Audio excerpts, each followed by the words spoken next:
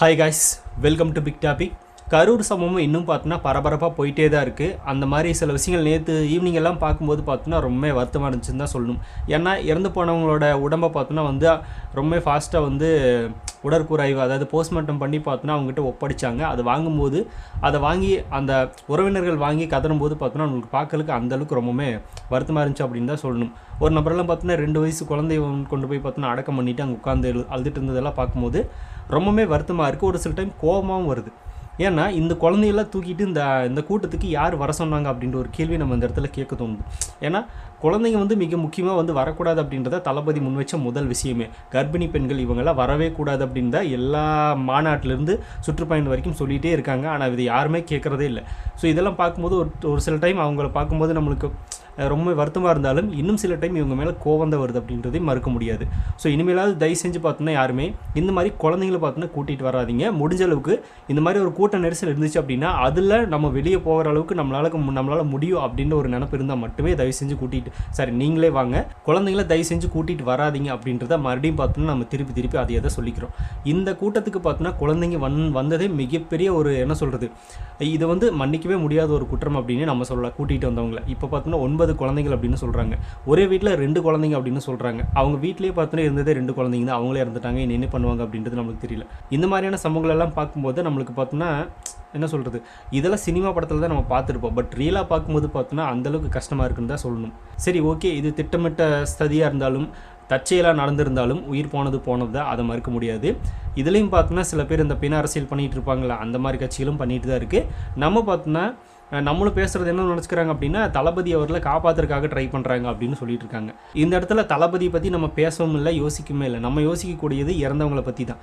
ஏன்னா அவங்க இறந்துட்டாங்க அப்படின்ற கோபத்தில் தான் நம்ம பேசிகிட்டு இருக்கோம். ஒரு சில பேர் பார்த்தோன்னா உங்களுக்கெல்லாம் அவங்க இறந்ததுக்காக வேதனையே இல்லையா அப்படின்னு வேதனையில் எல்லாத்தையும் தாண்டி பார்த்தோன்னா கோபத்தில் தான் பேசிகிட்டு இருக்கோம். அந்த குழந்தைங்க இந்த மாதிரி இறந்து போனவங்கெல்லாம் பார்த்தோன்னா நம்ம பார்க்கும்போது என்ன சொல்கிறது அப்படின்னா கோபம் தான் வருது. இதுக்கு காரணமாக இவங்க இதுக்கு பின்னாடி இருக்காங்க, இந்த மாதிரி பிரச்சனைகள் நடந்திருக்கு அப்படின்னு நினைக்கும்போது கோபமாக தான் ரியாக்ட் பண்ண தோணுது ஃபஸ்ட்டு. அதுக்கப்புறமா தான் வேதனைன்றது வருது. ஃபஸ்ட்டு கோபம் தான் வருது. அதில் பார்த்தோன்னா இப்போ நெக்ஸ்ட் மந்த் மேரேஜ் வச்சிருக்கக்கூடிய ஒரு ஜோடி, அவங்க பார்த்தோன்னா இப்போ தான் நிச்சயத்தை முடிஞ்சிருந்தாங்க அப்படின்னு சொல்லியிருந்தாங்க. அவங்களோட லாஸ்ட் செல்ஃபி அப்படின்னு ஃபோட்டோவில் சோஷியல் மீடியாஸில் போட்டு ட்ரெண்ட் பண்ணிகிட்டு இருக்காங்க. அதெல்லாம் பார்க்கும்போது ரொம்பவே வருத்தமாக இருந்துச்சு.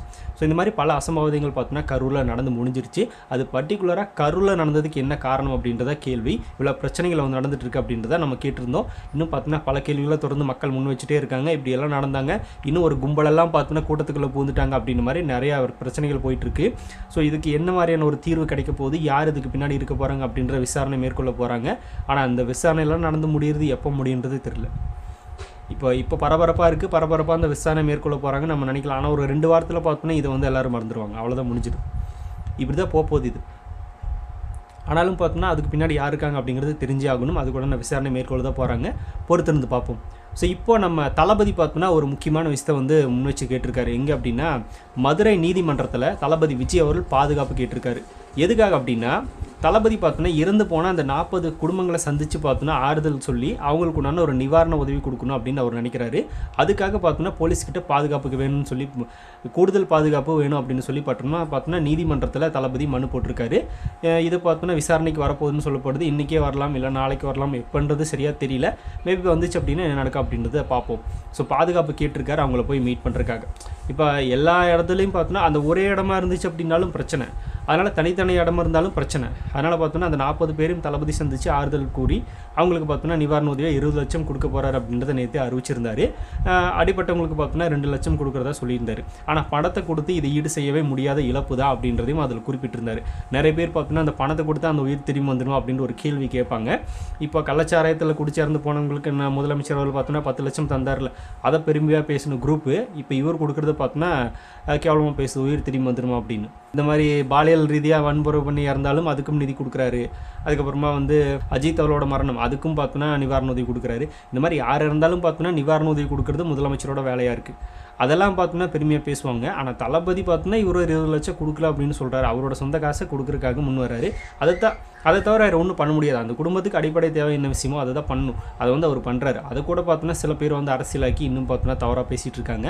அவங்களுக்கு என்ன சொன்னாலும் புரியாது. ஏன்னா அவங்களோட நோக்கம் அதை பேசுறதுக்காக மட்டும்தான் அவங்க வந்திருக்காங்க அப்படின்றது கன்ஃபார்ம். அதனால் நம்ம அதை அவங்களுக்கு சொன்னாலும் புரியாது அப்படின்றது நிஜமான விஷயம். இப்போ இந்த பாதுகாப்பு எதுக்கு? இந்த பாதுகாப்பு கேட்டதுக்கும் கூட பார்த்தோன்னா நிறைய பேர் அப்பவும் கூட அவங்கள போய் மீட் பண்ணுறதுக்காக உனக்கு பாதுகாப்பு தான் தேவைப்படுது தேவைப்படுது அப்படின்னு மாதிரி கேட்குறாங்க. லூசு பசங்களா, ஏற்கனவே பாதுகாப்பு சரியில்லாத காரணத்தினால தான் இத்தனை உயிர்கள் பலியாயிருக்கு, இத்தனை பிரச்சனை நடந்திருக்கு. அந்த பாதுகாப்பை மறுபடியும் பார்த்தோன்னா பலப்படுத்திட்டு போனாதான் இந்த பிரச்சனைன்றது வராமல் இருக்குது அப்படின்றக்காக பாதுகாப்பு கேட்டிருக்காரு. ஏன்னா ஒவ்வொரு இடத்துலையும் பார்த்தோன்னா ஒவ்வொரு ஊரில் ஒருத்தர் ஈரோட்டில் இருந்திருக்காரு, ஒருத்தர் பார்த்தோன்னா திருப்பூரில், ஒருத்தர் பார்த்தோன்னா சேலத்தில் அப்படின்னு இந்த மாதிரி பார்த்தோன்னா தனித்தனியான இடங்கள் இருக்கும்போது அங்கங்கே போகிறதுக்கு பாதுகாப்புன்றது மிக முக்கியமான ஒரு விஷயம் தான். பாதுகாப்பு இல்லாமல் அப்படின்னா மறுபடியும் பார்த்தோன்னா கும்பல் கூட்டம் கூடிடுச்சுன்னா என்ன பண்ணுறது? அவர் எதுக்காக போகிறாரு? ஆல்ரெடி பார்த்தோன்னா இறந்தவங்க குடும்பத்துக்கு ஆறுதல் சொல்ல போகிறாரு. அங்கே பாதுகாப்பு சரியில்லாமல் இன்னும் கூட்டம் வந்து அதில் யாராவது இறந்துட்டாங்க அப்படின்னா மறுபடியும் அதுக்கும் பர்மிஷன் வாங்கிட்டு அவர் இன்னொரு டைம் போகிறக்கா? இந்த மாதிரி சம்பவங்கள் நடக்கூடாது அப்படின்னு தான் அவர் வந்து பாதுகாப்பு கேட்குறாரு. இது எல்லாத்தையும் தாண்டி அவருக்கும் பார்த்தோன்னா பாதுகாப்புன்றது முக்கியம். ஏன்னா இப்போ இந்த கூட்டத்திலேயே வந்து சாதாரண மக்களே பார்த்தோன்னா இந்த லெவலில் ஒரு கும்பல் பார்த்தோன்னா பண்ணிட்டு போயிருக்காங்க அப்படின்னா அதே கும்பல் பார்த்தோன்னா தளபதிக்கே இது பண்ணக்கூடாது அப்படின்ற மாதிரி நம்மளுக்கு தோணுமா இல்லையா? அதுக்கு எக்ஸாம்பிள் தான் பார்த்தோன்னா வந்து நேற்று நைட்டு தளபதியோட வீட்டில் வெடிகுண்டு மிரட்டல் நடந்திருக்கு. தளபதி வீட்டில் பாம்பு வச்சுருக்காங்க அப்படின்ற மாதிரி பார்த்தோன்னா ஒரு செய்தி வந்து மெயில் மூலமாக தான் யாரும் அனுப்பிச்சிருக்காங்க. அந்த நியூஸ் தெரிஞ்சோடனே பார்த்தோன்னா வந்து அங்கே பாம்பு ஸ்குவாட்லாம் வந்து தளபதி வீட்டில் செக் பண்ணாங்க. அப்படியெல்லாம் எதுவும் இல்லாமல் தான் இருந்திருக்கு. ஆனால் இது வந்து புதுசு கிடையாது. தளபதி வீட்டில் தொடர்ந்து பார்த்தோன்னா இந்த மாதிரியான சம்பவங்கள் நடந்துகிட்டே இருக்கும். இந்த மாதிரி மிரட்டல்கள் விடத்தாப்படும். அதாவது ஒரிஜினல் அரசியல்வாதின்னா யார் அப்படின்றத பார்த்தோன்னா இப்போ சில நபர்கள் காட்டிட்டாங்க அப்படின்னு தான் நம்ம சொல்லணும். இந்த வெடிகுண்டல் மிரட்டல் விட்டவங்க யாராக இருப்பாங்க அப்படின்னா வெடிகுண்டு தயாரிக்கலாம் இருக்கலாம், வெடிகுண்டோட சம்மந்தப்பட்டவனாக இருக்கலாம், வெடிகுண்டு தயாரிக்கணும் கூட இருக்கலாம். இவங்க தான் பார்த்தோன்னா இந்த மாதிரி மிரட்டல் விடுவாங்க. சாதாரண ஒரு நபர் அதை பண்ணுறதுக்கு வாய்ப்பு இல்லை இப்போ இந்த கரண்ட் சுச்சுவேஷனில். இதுக்கு முன்னாடி விட்டுருக்காங்க, அவங்களாம் பார்த்தோன்னா பலமுறை இந்த மாதிரி ஒருத்தரெல்லாம் விளையாட்டுத்தனமாக பண்ணி அவரெல்லாம் அரெஸ்ட் பண்ணாங்கன்றது வேறு விஷயம். இந்த டைமில் ஒருத்தர் விட்டுருக்காரு அப்படின்னா கண்டிப்பாக தளபதி மேலே இருக்கிற ஒரு கோபத்தினால பண்ணியிருப்பாங்க. அது கண்டிப்பாக அது சம்மந்தப்பட்ட நபராக இருக்கலாம். அது பார்த்தோன்னா ஒரு அரசியல் கட்சியினுடைய தொடர்புடைய ஒரு நபராக கூட இருக்கலாம் அப்படின்ற மாதிரி சந்தேகங்கள் வருது. சரி, அது இல்லை அப்படின்றதுனால அதை நம்ம பெரிய அளவில் இப்போ பேச வேணாம். அந்த மாதிரி மிரட்டலெல்லாம் விட்டுருக்காங்க. ஸோ இந்த மாதிரி பல பிரச்சனைகள் பார்த்தோன்னா தளபதிக்கு கொடுக்க ஆரம்பிச்சிருக்காங்க. அப்படி இருக்கிறப்ப அவர் பாதுகாப்புன்றது முக்கியமான ஒரு விஷயம் தான். இப்போ எக்ஸாம்பிளுக்கு பார்த்தோன்னா இந்த கரூர் கூட்டத்திலே வந்து அவ்வளோ பவுன்ஸ் சுற்றி நின்றுருக்காங்க. ஆனால் கூட்டத்திலேருந்து பார்த்தோன்னா செருப்பு தூக்கி வீசினாங்க. 1 இல்லை 2 இல்லை 4-5 டைம் பார்த்தோன்னா 4-5 செருப்பு வந்துகிட்டே இருக்குது. அந்தளவுக்கு பார்த்தோன்னா அவங்க அந்த பவுன்சர்ஸ் இருக்காங்க, போலீஸ் பாதுகாப்பு இருக்குது. அதையும் மீறி உள்ளே வந்து பார்த்தோன்னா செருப்பெல்லாம் வீசுகிறாங்க அப்படின்னா அப்போ என்ன வேணாலும் பண்ணுறதுக்கு குரூப் ரெடியாக தானே இருக்குது. அப்படி இருக்கிறப்ப அவருக்கும் பாதுகாப்பு முக்கியம். அந்த இடத்துல பார்த்தோன்னா சில பேர் பண்ணுற அசம்பாவிதங்களால அந்த மக்களுக்கும் பாதுகாப்பு ஏற்படுறதுக்கு வாய்ப்புகள் இருக்குது. அதுவும் பார்த்தோன்னா முக்கியம். இந்த மாதிரி பல பிரச்சனைகள் இருக்கிறதுனால தளபதி பார்த்தோன்னா பாதுகாப்பு கேட்டிருக்காரு. அதை இன்னும் பார்த்தோன்னா கூடுதல் பலமாக கொடுப்பாங்க அப்படின்ற ஒரு நம்பிக்கையில் தான் தளபதி நீதிமன்றத்தை போயிருக்காரு. போலீஸ் தரப்பு பார்த்தோன்னா கொடுக்கணும் அப்படின்னு. கரூரில் பார்த்தோன்னா தளபதி சொன்னார்ல, இங்கே போலீஸ் பாதுகாப்பெல்லாம் இருக்கா இல்லையா அப்படின்ற மாதிரி. அதே மாதிரி மறுபடியும் நடந்துடக்கூடாதுல்ல. அதுக்காக தான் பார்த்தோன்னா ஒரு நீதிமன்றத்தையே போய் கேட்டார் டேரெக்டாக. போலீஸ் ஸ்டேஷன் போய் நம்ம கேட்குறதுக்கு பதிலாக பார்த்தோன்னா இங்கேயே போய் ஃபஸ்ட்டு கேட்டு அதுக்கப்புறமா நம்ம ப்ராப்பராக மூவ் பண்ணிக்கலாம் அப்படின்னு தளபதி கேட்டிருக்காரு. இது அவருடைய பாதுகாப்பு ப்ளஸ் பார்த்தோன்னா அவரை சுற்றி வர அந்த மக்கள் பாதுகாப்பு ப்ளஸ் இது எல்லாத்தையும் தாண்டி இன்னும் பார்த்தோன்னா இந்த மாதிரியான பிரச்சனைகள் பெரிய அளவில் நடக்கக்கூடாது அப்படின்ற ஒரு எண்ணம் தான். இதை பார்த்தோன்னா தளபதி புரிஞ்சுக்கிட்டு தான் போய் கோர்ட்டில் அதுக்குண்டான பர்மிஷன் கேட்டிருக்காரு. அது என்ன நடக்க போகுது எப்படி அப்படிங்கிறத நம்ம பொறுத்து தான் பார்க்கணும். இப்போ நிறைய பேர் முன்வைக்கிற ஒரு குற்றச்சாட்டு என்ன அப்படின்னா இந்த அன்னைக்கு பிரச்சனை நடந்து மருத்துவமனையில் ஒரு பேர் இறந்துட்டாங்க அப்படின்னு தெரிஞ்சோன்னே தளபதி அங்கே போயிருக்கணும், அவர் ஏன் போகல அப்படின்னு ஒரு லூசுத்தனமான கேள்வி முன்வைக்கிறாங்க. அவர் அங்கே போனால் அந்த இடம் பார்த்தோன்னா கலவரமாக தான் இருக்கும். இந்த சுச்சுவேஷனில் அது பார்த்தோன்னா தாவேகா கூட்ட நெரிசலில் சிக்கி பார்த்தோன்னா பலியானவர் இன்னைக்கு அப்படின்னு தான் பார்த்தோன்னா நியூஸே வருது. அந்த இடத்துக்கு அவரே போனார் அப்படின்னா இதை விட பிரச்சனை பெருசாகும், இதை விட பார்த்தோன்னா பயங்கரமான கலவரங்கள் வெடிக்கும். அப்படி ஒரு அசம்பாவிதம் அங்கே நடந்துருந்துச்சுன்னா இன்னும் பல உயிர்கள் பலி போகிறதுக்கு தான் வாய்ப்பு இருக்குது. ஏன்னா கூட்டத்தில் தளபதிக்கு ஆகாத சில நபர்கள் வருவாங்க, அவங்க அந்த கட்சியை சேர்ந்த நபர்கள் வருவாங்க, அவங்க மூலமாக எதுவும் நடக்கிற கூட வாய்ப்பு இருக்குது. ஏன்னா அவ்வளோ கூட்டத்திலே செருப்பு தூக்கி வீசினவங்க பார்த்தோன்னா அங்கே என்ன வேணாலும் பண்ண மாட்டாங்க என்ற நிச்சயம் இது எல்லாமே நடக்கும். அது எல்லாத்தையும் தாண்டி அங்கே தளபதி போனார் அப்படின்னா ஃபுல் க்ரௌடு அங்கே தான் வந்து நிற்கும். ஒரு ஹாஸ்பிட்டலில் க்ரௌடு நிற்கும், அத்தனை க்ரௌடு அங்கே நிற்கும். அந்த பிரச்சனைக்காகவே பார்த்துட்டு நிறைய பேர் போனாங்க. இன்னும் அவரே அங்கே போனாங்க அப்படின்னா இதை விட கூட்டம் அந்த லெவல் அங்கே வந்து நிற்கும். அங்கேயும் பார்த்தோன்னா மறுபடியும் இந்த மாதிரி ஒரு பிரச்சனை நடக்கும். அவர் போகலன்றாங்க, வெளியே வரலன்றாங்க, வந்தால் இந்த மாதிரி ஒரு பிரச்சனை நடக்குது அப்படின்றது இப்போ இந்த மாதிரியான சமூகங்கள் பார்க்கும்போது நம்மளுக்கு தெரியுதுல்ல. ஆனால் இந்த மாதிரியான கூட்டம் வரவழைக்கிறத பார்த்தோன்னா ஓரளவுக்கு க்ரௌடு கூடாமல் மீதி வந்தவங்களால திருப்பி அனுப்பியிருக்கலாம், அதை கூட பண்ணியிருக்கலாம். அதையும் அவங்க பண்ண விட்டாங்க. இந்த பிரச்சனை நிறைய நடந்திருக்கு. ஸோ இந்த மாதிரி கட்டுக்கணங்காத கூட்டம் வரும் அப்படின்றது எல்லாருக்கும் தெரிஞ்சும் இந்த மாதிரியான பிரச்சனைகள் ஏற்படுறதுக்கு காரணமாக இருந்திருக்கிறவங்கள கண்டிப்பாக பார்த்தோன்னா கேள்வி கேட்டிருக்காங்க மக்கள். இன்னும் யாரெல்லாம் இதில் சிக்க போகிறாங்க, வெளியே வர போகிறாங்க அப்படின்றத இது எல்லாத்தையும் தானாக வந்து விசாரிக்கணும் அப்படின்ற மாதிரி நீதிமன்றத்தை நேற்று நாடி இருந்தாங்க தாவியாக்கா. அது இன்றைக்கி விசாரணைக்கு வரப்போகுது, மதியம் வந்துடும்னு நினைக்கிறேன். ஸோ என்ன நடக்க போகுது, என்ன மாதிரியான விஷயத்தை அவர் வந்து நீதிமன்றம் சொல்ல போகிறாங்க, ப்ளஸ் தளபதி பாதுகாப்பு கேட்டுறதுக்கு என்ன மாதிரியான விஷயங்களை சொல்ல போகிறாங்க, இப்படியெல்லாம் நடக்க போகுது அப்படிங்கிறத பொறுத்து பார்ப்போம். இதில் இன்னொரு முக்கியமான அட்வைஸ் அப்படிங்கிறது வந்து நான் தாவேகாவுக்கு தான் சொல்லணும்னு நினைக்கிறேன். அதாவது தளபதி பார்த்தோன்னா வர்றது ஒரு டைமாக இருக்குது, இவங்க சொல்கிறது ஒரு டைமாக இருக்குது அப்படின்றத நிறைய பேர் குற்றச்சாட்டாக வச்சுட்டு இருக்காங்க. இப்போ எக்ஸாம்பிளுக்கு பார்த்தோன்னா நாமக்கல் வந்து 8:45 மார்னிங் 8:45 தளபதி வந்துடுவார் அப்படின்ற மாதிரி செய்தி வந்து தாவேகா சைடு இருந்து வெளியிட்டாங்க. ஆனால் தளபதி வந்து பார்த்தோன்னா 12 மணிக்கு மேலே தான் வந்தார். அவர் 8:30 தான் பார்த்தோன்னா வந்து திருச்சியிலேருந்தே சென்னையிலேருந்தே கிளம்புனார் அப்படிங்கிற நியூஸ் நம்மளே பார்த்தோம். ஸோ இனிமேல் இந்த மாதிரி அந்த டைமிங்க்கு அவர் வருவார் அப்படின்றத தயவு செஞ்சு சொல்லாதீங்க. இந்த டைமிங்குள்ளே அவர் வந்துடுவார் அப்படின்றத மக்கள்கிட்ட ஷேர் பண்ணாதீங்க அப்படின்றத நம்ம இந்த இடத்துல சொல்லிக்க விரும்புறது. ஏன்னா 8:45 அப்படிங்கிறது காலையில், அவர் வந்தது மத்தியானம் வந்திருக்காரு. ஸோ அப்படி இருக்கிறப்ப இந்த மாதிரியான சில விஷயங்கள் நம்ம அவாய்ட் பண்ணாலே நம்மளும் பார்த்தோன்னா பல பிரச்சனைலேருந்து நம்ம தப்பிச்சுக்கலாம்.